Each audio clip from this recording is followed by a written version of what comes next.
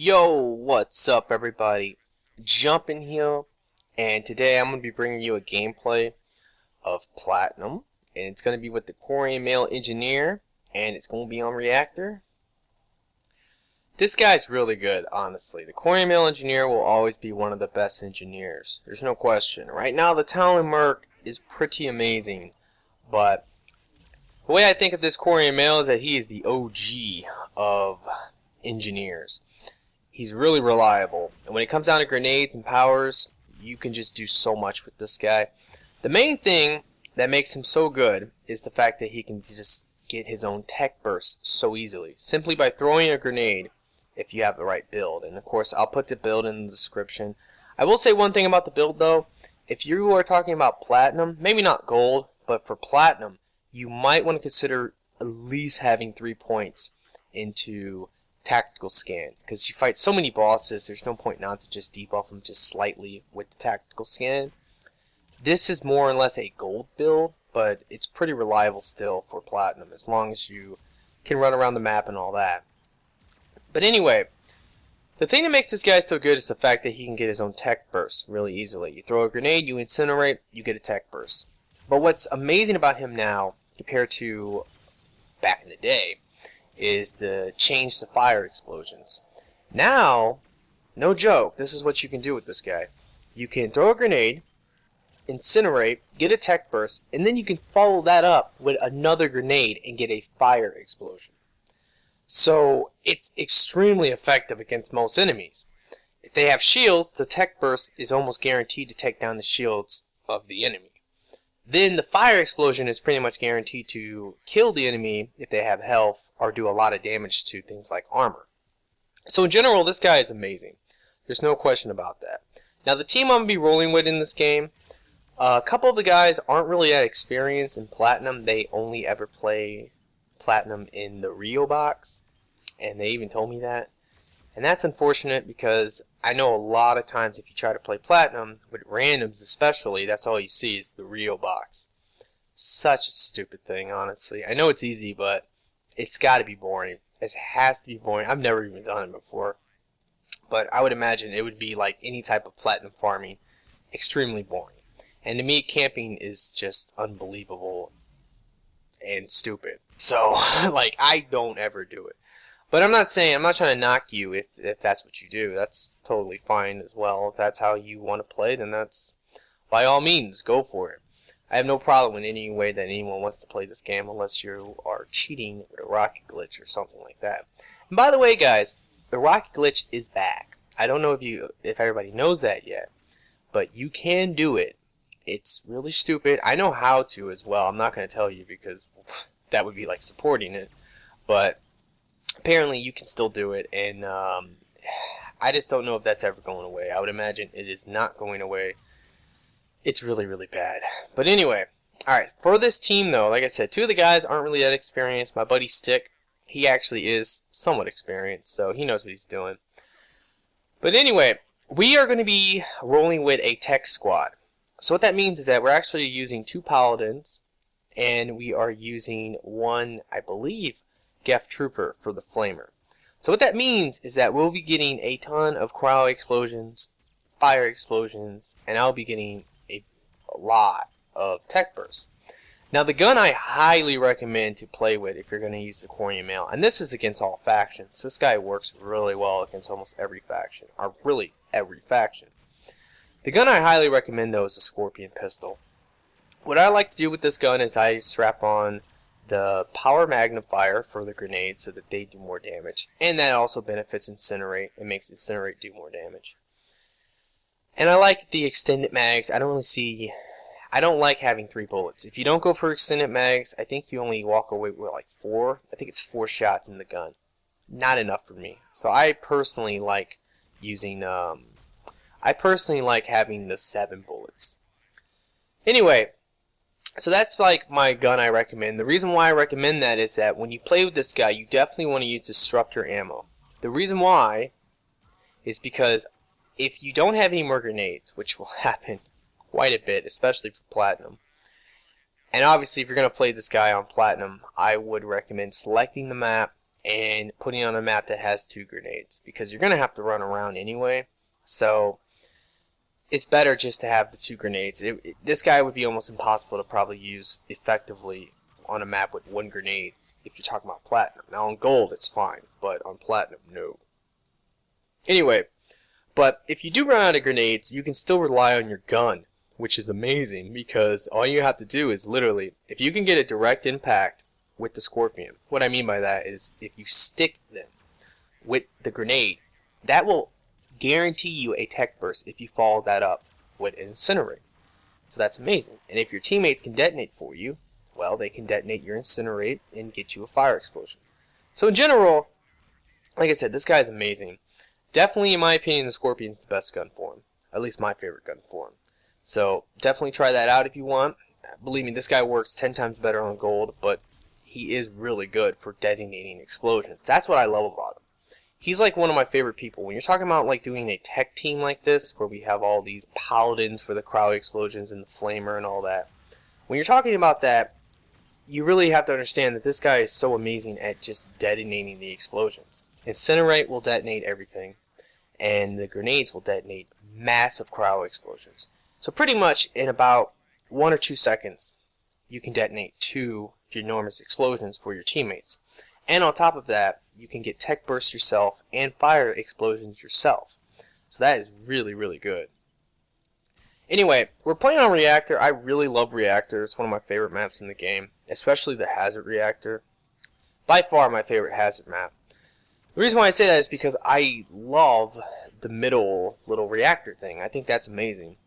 As long as you don't have no jackass on your team who's just trying to be funny and just closing on you and kill you. I mean, that happens. But if you don't have like a jackass and you actually use it effectively against like the smaller enemies, it doesn't kill bosses though. It just doesn't. But if you use it against the smaller enemies, it will kill them a lot of the times. And it's really amazing. Now anyway, let's get on about Platinum. I'm actually decided in this commentary, I was actually going to try to give a lot of little tips about Platinum and how to play it without necessarily having to camp in a box, move around, work with your teammates. Because you gotta remember, like I said, 2 of the guys on this game, they really weren't that experienced. They only ever played, I believe, like the Rio Platinum. And a lot of this game, this is kind of a long gameplay, I'm not gonna lie. It took a while. But there's a couple reasons for that. The first reason is that it's Platinum. And for 2, well, it's Reactor. Reactor isn't the fastest map to play, to be quite honest. Now, when you're playing Platinum, what you have to understand is that the only real... Well, there's a lot of differences. But the big difference is just the amount of bosses. But those bosses are really important to take out. The way this game works is that for the waves... Each wave, there's like a set amount of points. And I couldn't tell you the numbers. I don't know the numbers exactly. But what I can tell you is that you can just kind of imagine it in your head. So the way you can think about it is this. Each wave requires a certain amount of kills or points to actually progress. Each enemy is worth an X amount of points. So the bosses, for example, are definitely worth the most. And then bigger enemies like, let's say, a Brute or a Ravager is worth maybe, like, the Brute would be the second most, and then the Ravager would be the third most, the Phantom would be like the second most, things like that. Hunters and Pyros, I don't know what they're counted as, but they are counted as a certain amount. So let's say you need 1,000 total points to get past the wave, and a Prime is worth 150 points, and a Husk is worth 25 points. So there's a big difference between a Husk and a Prime. Because of that, and the way that the system works, on Platinum, you actually really need to kill the bosses. On Gold, most of the time, what I like to do is kind of ignore the bosses, run past them, kill the smaller enemies, and then focus on the bosses last. That way, I don't have to sit there and kill 6 bosses. Instead, I can just kill a bunch of little enemies easily, and then focus on maybe 3 or 2 bosses total, whatever. But on Platinum, you have to kill the bosses. It's very important. Otherwise, the waves are going to take a lot longer. In this gameplay, I'm going to go ahead and edit out Wave 9. Now, you might be wondering, why would I edit out Wave 9? The reason why is because since we started against Geth, and by the way, in my opinion, Geth is by far the hardest start in Platinum now. A lot of people say collectors are really hard, but honestly, collectors are extremely easy for Platinum. The reason why is because there's a lot less Geth, and Geth are really annoying, and you only have to deal, the only hard waves, honestly, against collectors are the first 2 waves, because that's when you fight the most collectors. After that, you're really not fighting that many collectors. You're only fighting like a couple of the bosses, the Scions, Abominations, and those enemies aren't really that big of a deal. So, in my opinion, like I said, Geth is probably the hardest, and I would actually say Cerberus is probably the easiest now. So, it kind of switches back and forth, but that's at least my opinion on the difficulty levels. But in this gameplay, we started against Geth, which, like I said, I personally believe to be the hardest. Now, I chose that not because it was the hardest and I wanted to show it or anything like that. I chose it because I knew that with all the tech explosions, it would be really good. Like, Geth are really weak to tech, so that was kind of like the tactical choice of it. Cryo explosions are going to do a lot of damage to Geth. And fire explosions are going to do a lot of damage, and tech bursts are going to do a ton of damage to Geth. Where fire explosions really do like the majority of the damage to things with armor, like Reapers, for example. But anyway, I edited out Wave 9. And the reason why I did that is because, well, what I'm talking about here with if you don't kill the bosses, the wave's going to take a lot longer, and it's going to be honestly a lot harder. And that's pretty much what it fell into in this game. If you remember my Paladin gameplay from way long time ago, where I did Platinum Paladin, and I talked about how I like the melee on the shield, this is way back with Earth DLC. But if you watch that gameplay, and I would imagine a lot of you guys might have, because that is a very popular video, it has like almost 50,000 views on it.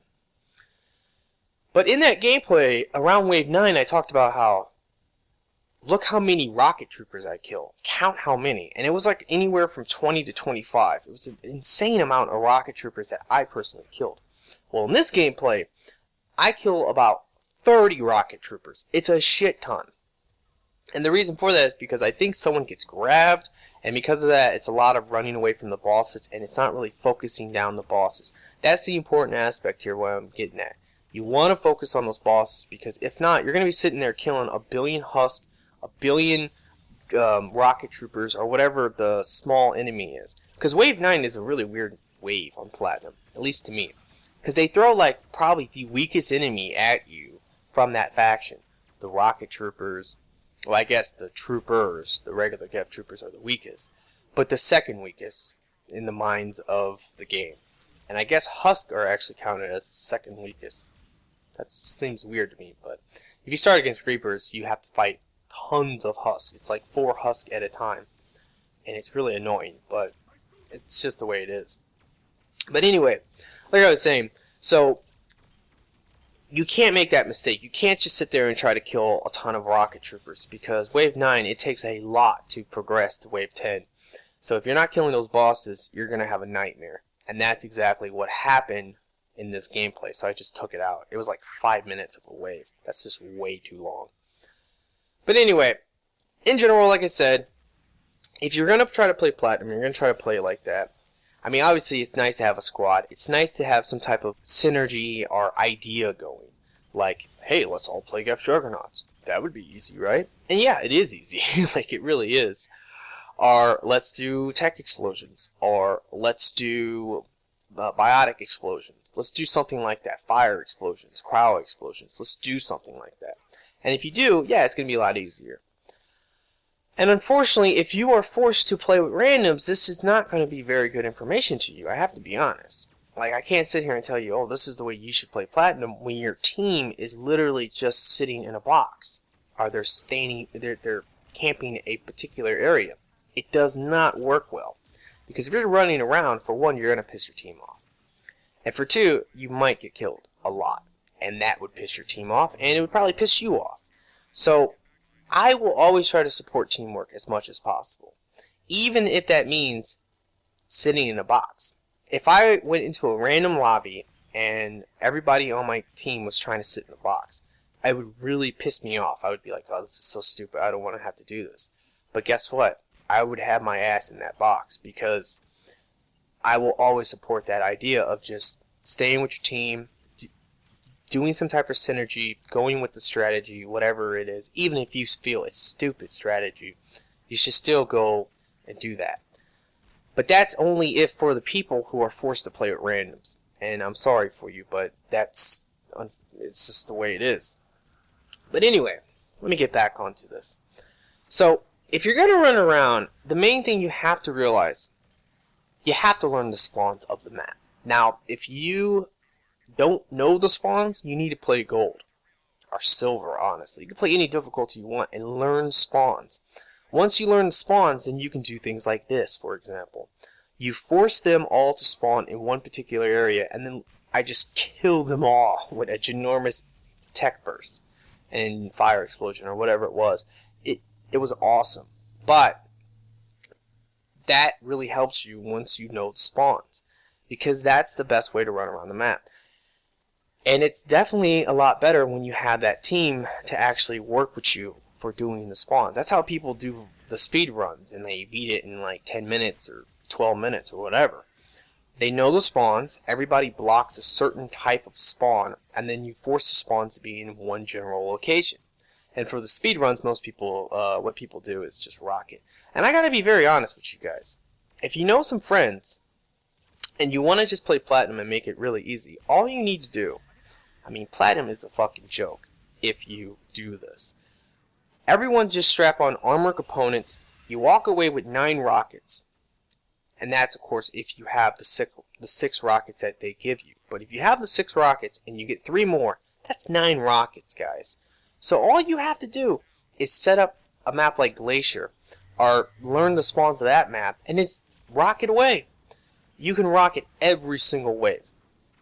With 9 rockets, you can rocket every non-ejective waves, and then probably still a couple of your teammates will still walk away with some rockets for the ejective waves, just in case you get that upload or something very annoying that you know for a fact that you're probably going to need some rockets for.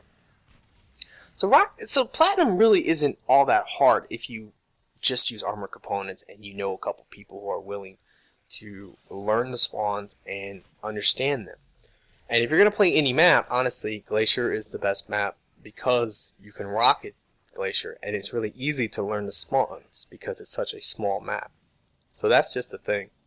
Now, when you play this map, though, if you ever do play this map, and this is just in general, if you can exploit the whole reactor thing, it is amazing. All you gotta do is just pay attention, and then if you see the enemies coming through the middle, you know it's time to, well, fry their ass. And that's really the secret to Platinum on this map in a lot of ways. You want to exploit the middle as much as possible. If you can funnel the enemies to the middle, it makes it easy. Even if you don't fry them, you don't have to fry them. But if you are on the other side and all the enemies are in the middle, then you simply just have to sit there and continuously shoot the enemies, do your explosions, or do whatever type of synergy you have going, and they are just going to be all funneled in one direction, so it's really amazing. Now, another great thing you can do by knowing the spawns is, well, get kill streaks with rockets. Now, I talked about if you want to do some speed runs / just make it real easy, you can use armor components, play Glacier, learn the spawns, just rocket the crap out the spawns. But the main thing, the main purpose of that is because by getting a kill streak, if you remember what I talked about with the whole way the waves work, it's a total X amount of points that you need, and each enemy is counted as their own point value, and it has to add up to a certain total amount. So a kill streak really helps for shortening the wave. If you can get like 1 or 2 kill streaks, you will shorten the wave dramatically. So it's really important to know the spawns. I wouldn't if you are a player and you feel like you don't know anything about the spawns, you have no idea where they're coming from ever, where they're going to spawn ever, then honestly, like, sitting in a box or camping or doing whatever might be a better strategy for you. But if you want to learn those spawns, it's not really hard. That's really where my skill comes in, I personally think. I'm really good at knowing where the enemies are at all times. Sometimes people will say, hey, jump in, there's a Banshee behind you. And every time they say that, I always say the same thing. Yeah, I know. Because I always know. It's very rare for an enemy to really surprise me. It really never happens. So that's really where I personally think my skill comes in. But it's really easy to learn that kind of stuff. You just got to play the game. And you can do it on nearly any difficulty. And you also need to learn about where your teammates are standing. If you are playing with randoms, for example. If your teammates are standing in a particular location, you need to learn that if this guy's standing here, then obviously the spawn might not be there. So let me look around. And then you see another teammate, and you're like, well, my other teammate isn't, well, he's standing in another spawn. So obviously the spawn's not going to be there.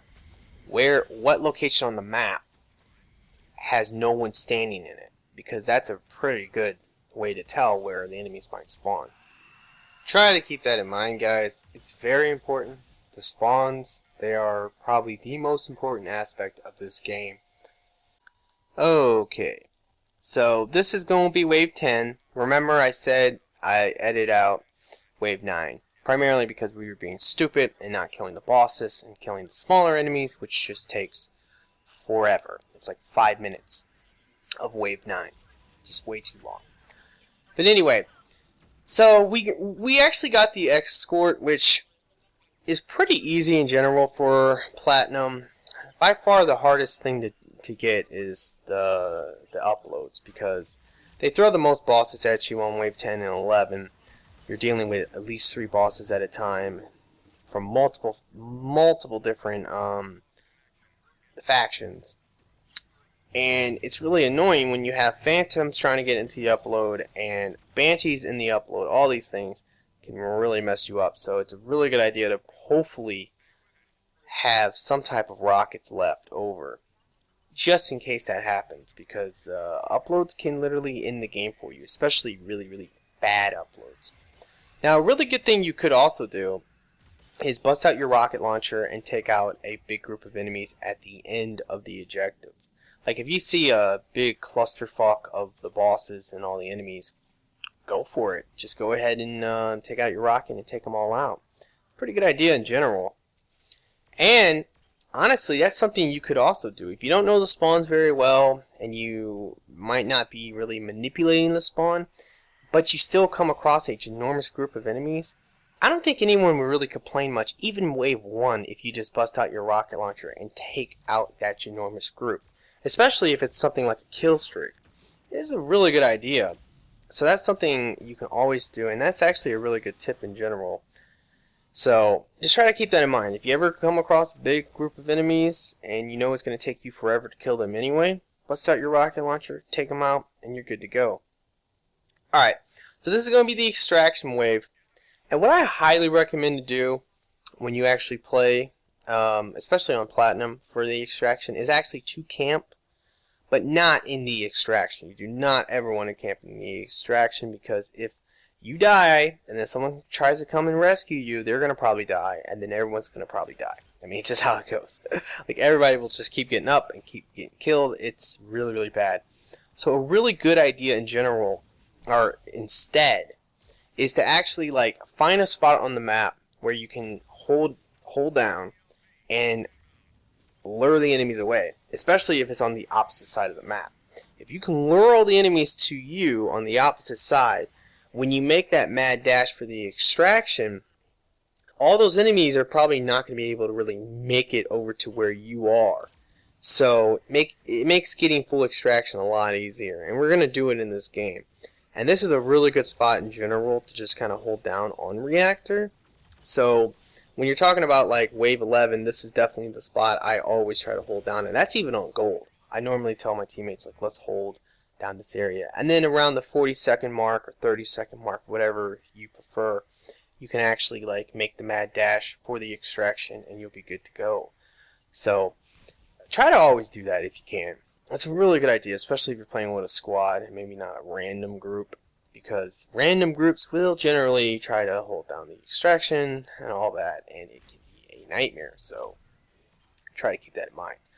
Alright, so this is pretty much the end of the game. It's wrapping up. I hope this has helped you a little bit with a couple tips. It wasn't many tips, but there was some. Corian Male is definitely really fun to play, but I would really love it if you guys could like and favorite this video for me. I really appreciate it, and you guys have a nice day.